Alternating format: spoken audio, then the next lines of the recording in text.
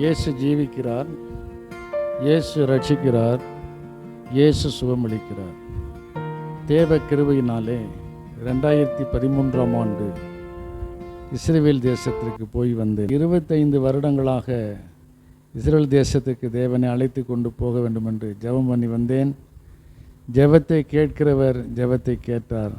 ஆகையாலே 2013ஆம் ஆண்டு இஸ்ரவேல் தேசத்துக்கு தேவ கிருபையோடு போய் வந்தேன். அங்கே வேதத்தில் சொல்லப்பட்ட இடங்களெல்லாம் பார்க்க தேவன் உதவி செய்தார். ஒவ்வொரு இடத்தையும் விலைக்கு சொல்லுவேன், நீங்கள் பார்த்து ஆசீர்வதிக்கப்படுங்கள். கர்த்தர் தாமே உங்களை ஆசீர்வதிக்கட்டும். உங்களுக்கு இஸ்ரவேல் போக வாய்ப்பை தேவன் தருவார். உண்மையாய் ஜெபித்தால், உண்மையாய் தம்மை நோக்கி கூப்பிடுகிற யாவருக்கு அவர் சமீபமாக இருக்கிறார் என்று சொன்னது போல, நீங்கள் உண்மையாய் அவரை நோக்கி கூப்பிடுவீர்களானால் உங்களுடைய எல்லா ஜெபங்களுக்கும் பதிலளித்து உங்களை கட்டாயம் மகிழச் செய்வார்.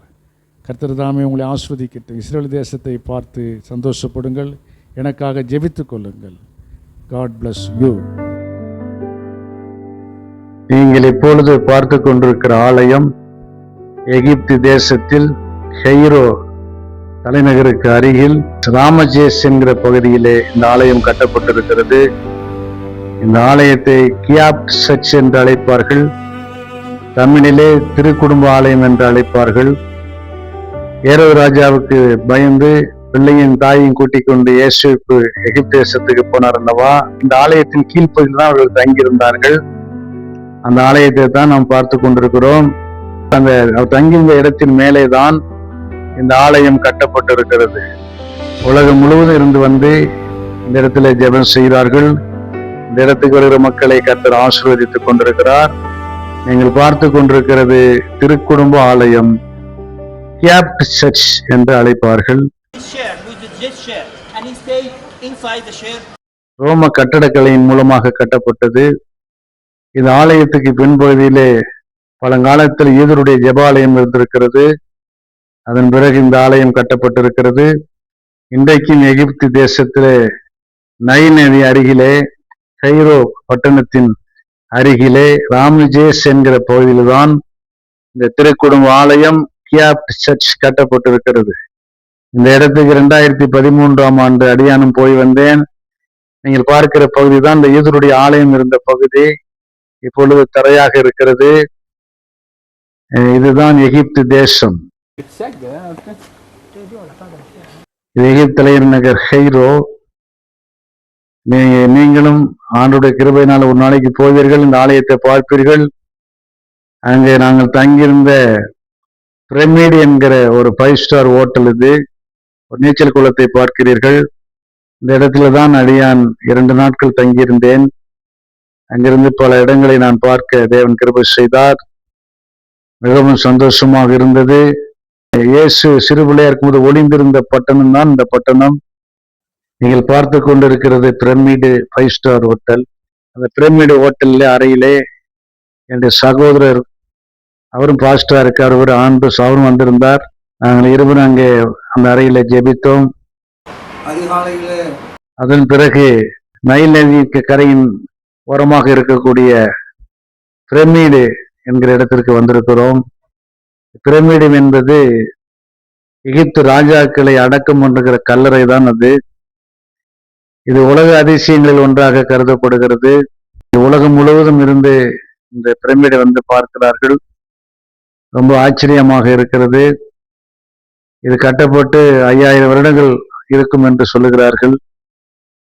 இந்த இடத்திலே சில மணி நேரங்கள் தங்கி இதை பார்க்க தேவன் கிருபை செய்தார். இது உலக அதிசயம் என்று சொல்லப்படுகிறது.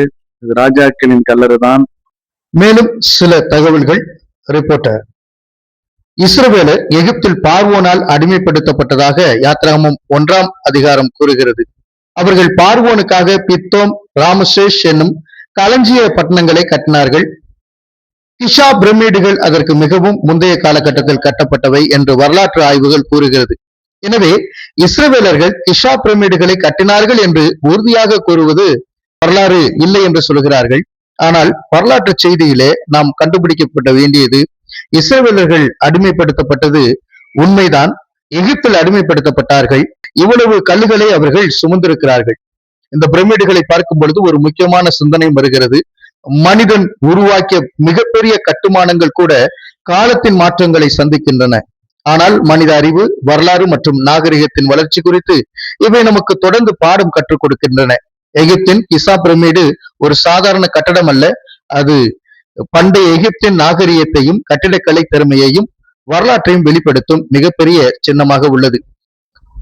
போதக இந்த காரியங்களை எல்லாம் பார்த்து மிகவும் சந்தோஷப்பட்டார். நம்முடைய போதக அருளப்பன் என்கிற அருள்தாஸ் பிரமிடுக்கு முன்பாக நிற்கிறார். எடுங்க, நீங்க பேசுங்க. பிரமிடு, எகிப்தில் உள்ள பிரமிடு, ராஜாக்களுடைய கல்லறை, இதெல்லாம் 3 பிரமிடு இருக்கு பாருங்க. Okay okay. எவ்வளவு சந்தோஷமா அந்த வீடியோ போடுறாரு பாருங்களேன். எனவே இந்த இடத்தை பார்ப்பது மிக எளிதல்ல. எடுக்கிறோம்ப்பா, பார்க்கறதுக்கு நல்ல வியூ அப்படின்னு சொல்லிட்டு ஒரு இடத்துல கொண்டாந்து நிறுத்திருக்காங்க. அப்சர்வேட்டரி பாயிண்ட்னு சொல்லியிருக்காங்க. அந்த இடத்துல பிரதர் நிற்கிறாங்க. இப்பொழுது நீங்கள் பார்த்து கொண்டிருப்பது பிரமிடு அருகில் இருக்கிற ஒரு சிலை. அது மூக்கு உடைந்த நிலையில இருக்கிறது. அதை அங்குள்ள வழிகாட்டி சொல்லுகிறார், இந்த பிரமிட்டுக்கு காவல் தெய்வம் என்று சொல்லுகிறார். பிரமிட்டுக்கு காவல் தெய்வமா அது. நீங்கள் பார்த்து கொண்டிருக்கிறது இந்த மூக்கு உடைந்த நிலையில். அந்த மூக்கை உடைத்தது அலெக்சாண்டர் தான் உடைத்தார் என்று சொல்லுகிறார்கள். எகிப்துக்கு யுத்தம் பண்ண வரும்போது அந்த சிலையை அலெக்சாண்டர் மூக்கை உடைத்து விட்டார் என்று சொல்லப்பட்டிருக்கிறது. இப்பொழுது நீங்கள் பார்த்து கொண்டிருப்பதுதான் சீனாய் மலை. சீனாய் மலையின் உச்சியில் தான் நாங்கள் நின்று கொண்டிருக்கிறோம். இது 8 மைல் தூரம். இங்கேதான் மோசே 40 நாள் இரவும் பகல் உபவாசம் இருந்து தேவன் எழுதி கொடுத்த 10 கட்டளை வாங்கின இடம் என்று சொல்லப்படுகிறது. இங்கிருந்து பார்த்தால் தெங்கடல் நமக்கு தெரியும். இங்கிருந்து சன்ரைஸ் பார்க்கலாம். இங்க மேலே பார்க்கிற ஒரு சின்ன சேப்பல் இருக்கிறது. இந்த இடத்துல தான் மோசே அமர்ந்திருந்தார் என்று சொல்லப்படுகிறது. இங்கேதான் 40 நாள் உபவாசம் இருந்து ஜெபம் பண்ணி கொண்டிருந்தார். தேவனே இறங்கி வந்து 2 கற்பலைகளிலே 10 கட்டளை எழுதி கொடுத்தார் என்று சொல்லுகிற இடம் இந்த இடம்தான். நீங்கள் பார்த்து கொண்டிருப்பது சீனாய் மலையின் உச்சியில் இருக்கக்கூடிய சின்ன ஒரு ஆலயத்தை பார்த்து கொண்டிருக்கிறீர்கள். இதற்கு ஒட்டகத்திலே 4 மைல் தூரம் பிரயாணம் பண்ணி, அதற்கு பிறகு 4 மைல் தூரம் நடந்து மிகவும் கஷ்டப்பட்டு இந்த இடத்துக்கு நாங்கள் வந்து சேர்ந்தோம். அங்கே நிற்கிற ஒரு சகோதரனுடைய சகோதரர் தான். நானும் அங்கே நின்று கொண்டிருக்கிறேன். பாருங்கள், அந்த சின்ன சேப்பர் ஆலயத்துக்கு முன்பா நின்று கொண்டிருக்கிறேன். பயங்கரமான குளிராக இருந்தது.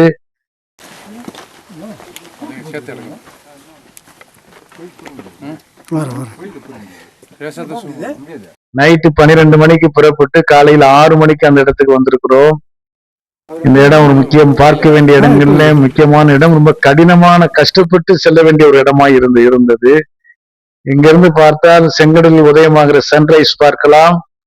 இங்கேதான் 10 கட்டளையை மோசே பெற்ற இடம். பக்கத்துல ஒரு சின்ன மசூதி இருக்கிறது. இங்கே மோசே அமர்ந்திருந்தார் என்று இஸ்லாமியர் நம்புகிறார்கள். மூசா நபி என்று சொல்லுவார்கள். ரெண்டுமே பக்கத்துல தான் இருக்கிறது. அங்கேதான் மோசே இருந்து 10 கட்டளை வாங்கினார் என்று சொல்லுகிறார்கள். இஸ்லாமியர் இங்கே இருந்து 10 கட்டளை வாங்கினார் என்று நம்புகிறார்கள். அந்த ஆலயத்துக்கு முன்பாக நானும் என்ற சகோதரர் நிக்கிறேன். என் பேர் தான் அருளப்பன் என்ற அருள்தாஸ். அங்கே நிக்கிறேன் பாருங்க. அங்கேதான் மோசே அமர்ந்திருந்த இடம். நீங்கள் பார்த்து கொண்டிருக்கு. பக்கத்தில் என்ற சகோதரன் ஆண்ட்ரூஸ் இருக்கிறார். மக்கள் எல்லாம் வந்து போய் கொண்டிருக்கிறார்கள். பிறகு அங்கிருந்து புறப்பட்டு செங்கடல் அருகே வந்தோம். செங்கடல் அருகில் இருக்கிற 5 ஸ்டார் ஹோட்டலை தான் நீங்கள் பார்த்து கொண்டிருக்கிறீர்கள். மிகப்பெரிய 5 ஸ்டார் ஹோட்டல். இந்த ஹோட்டலுக்கு முன்பாகத்தான் அந்த கடல் இருக்கிறது. அந்த கடலைத்தான் மோசே ஜெபம் பண்ணி 2ஆக பிளந்தார் என்று வேதத்திலே வாசிக்கிறோம். இப்பொழுது கடலை நீங்கள் பார்க்க போகிறீர்கள். இது அங்க இருக்கிற 5 ஸ்டார் ஹோட்டல். இப்பொழுது நீங்க பார்க்கிற கடல் தான் செங்கடல். செங்கடல்னா நான் சிகப்பா இருக்கும்னு நினைச்சேன் தண்ணி. ஆனா புளு கலர்லாம் இருக்கு. ஆனா பேர் இதுக்கு செங்கடல், ரீட் சி என்று சொல்லுவார்கள். காலப்போக்கில் ரெட் சி என்று அழைக்கப்படுகிறது. இதுதான் செங்கடல். அங்கு நான் நின்று கொண்டிருக்கிறேன் பாருங்கள். செங்கடல் அருகே நான் தான் இங்க நிற்கிறேன், அருளப்பன். இது சீனாய் மலையிலிருந்து கொஞ்சம் தூரத்துலதான் அந்த கடல் இருக்கிறது. நீங்க பார்க்கிறது 5 ஸ்டார் ஹோட்டல். இங்கே ஒரு லஞ்ச் மதிய உணவு இங்கே சாப்பிட்டோம். இந்த கடலை கண்டு ரசித்தோம். மோசே இந்த கடலை தான் ஜெபமணி 2ஆக பிளந்து இஸ்ரவேல் ஜனங்களை கடக்க செய்தார். பார்வோன் ரதங்களும் மூழ்கின கடலும் இந்த கடல் தான். நீங்கள் பார்க்கிறது செங்கடல். இப்பொழுது அங்கிருந்து புறப்பட்டு நாம் இஸ்ரவேல் தேசத்துக்கு வருகிறோம். எருசலேமின் கிழக்கு சுவரின் வெளிப்பக்கமாக கெதரோன் பள்ளத்தாக்கு அருகில் இருக்கிறது தான் சிலோவாம் குளம். சிலோவாம் குளத்தை தான் நீங்கள் பார்த்து கொண்டிருக்கிறீர்கள். எருசலேம் மதில் சுவரின் கிழக்கு பகுதியில் அடியில் இருக்கிற ஒளியமலையின் அடிவாரத்தில் இருக்கிற ஒரு குளம்தான் சிலோவாம் குளம். அங்கே நான் நின்று கொண்டிருக்கிறேன் பாருங்கள்.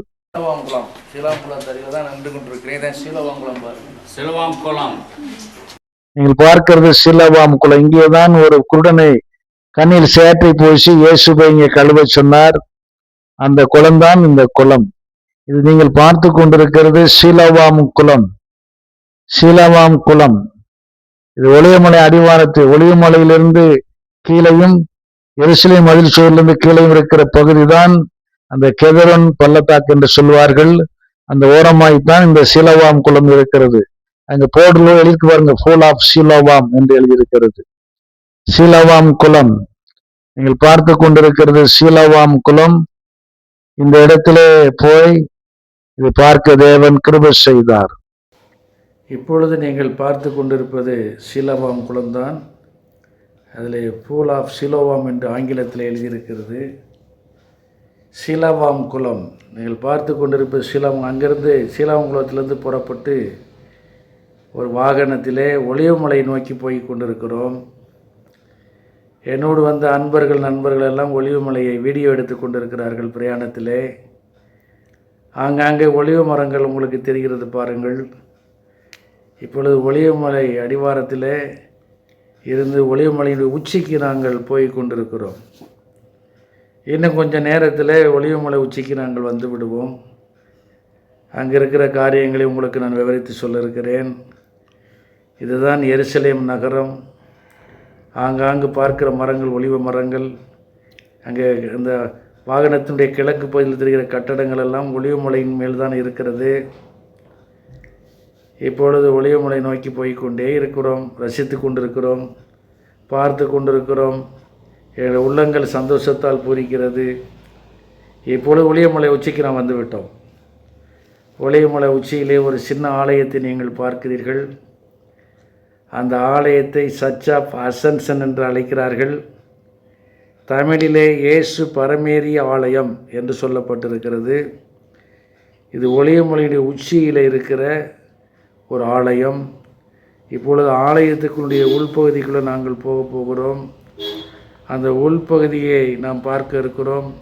நீங்கள் பார்க்கிறது இயேசு பரமேறிய ஆலயம். இப்போ உள்பகுதிக்கு நம்ம வந்தாச்சு. அங்கே பாருங்கள், சதுரமாக ஒரு பள்ளம் இருக்குது. அந்த இடத்துல தான் இயேசு நின்று பரத்துக்கு ஏறி போனார் என்று நம்பப்படுகிறது. அந்த இடத்துல தான் அந்த இயேசுடைய பாதங்கள் நின்றதாக சொல்லப்படுகிறது. இந்த ஆலயம் பாருங்கள், ஒளிவமலை உச்சியில் இருக்கிற ஆலயம் இதுதான். இயேசு பரமேறிய ஆலயம், சர்ச் ஆஃப் அசன்ஷன் என்று ஆங்கிலத்தில் சொல்லுவார்கள். மவுண்ட் ஆஃப் ஆலிவ் ஒலிவமலையின் உச்சியில் இருக்கிறது. இப்பொழுது அங்கே வந்த மக்கள் எல்லாம் தேவனை ஸ்தோத்தரித்து பண்ணுகிறார்கள். அங்கே அடியானம் அருளப்பன் என்ற அருள்தாஸ் அங்கே நின்று கொண்டிருக்கிறேன் பாருங்கள். அங்கே தான் நானும் உள்ளே நின்று கொண்டிருக்கிறேன். ஆலயத்தை பார்த்து கொண்டிருக்கிறேன். இயேசு பரமேறின இடம் இந்த ஒளிவமலையிலிருந்து தான் இயேசு பரத்துக்கு ஏறி இருக்கிறார். நீங்கள் இந்த மலையை பாருங்கள். இப்போ அந்த இடத்த பார்த்தாச்சு. பார்த்துட்டு கீழே கொஞ்சம் இறங்கி வர்றோம். ஒரு 20-30 அடி கீழே இறங்கி வர்றோம். உச்சியிலிருந்து இறங்கி வரும்போது இந்த ஆலயம் இருக்கிறது. இதுக்கு பேட்டர் நாஸ்டர் என்று பெயர். இந்த இடத்துல தான் சீசர்களுக்கு இயேசு ஜெபம் பண்ண கற்றுக் கொடுத்தார். இங்கே உள்ள சுவர்களிலே 69 மொழிகளிலே பரலோக ஜெபம் எழுதி வைக்கப்பட்டிருக்கிறது. அது இந்தியாவில் இருக்கிற மொழிகளில் தமிழ் மொழிகளை மாத்திரம்தான் இந்த பரலோக ஜெபம் பொறிக்கப்பட்டிருக்கிறது. மற்ற நாட்டு மொழிகளிலும் இது எழுத வைக்கப்பட்டிருக்கிறது. இந்த இடம் சீசர்களுக்கு இயேசு ஜெபம் பண்ண கற்றுக் கொடுத்த இடம். பார்த்து சந்தோஷப்படுங்கள். கர்த்தர் ஆசீர்வதிப்பார். அடுத்த வீடியோவில் நாம் சந்திப்போம்.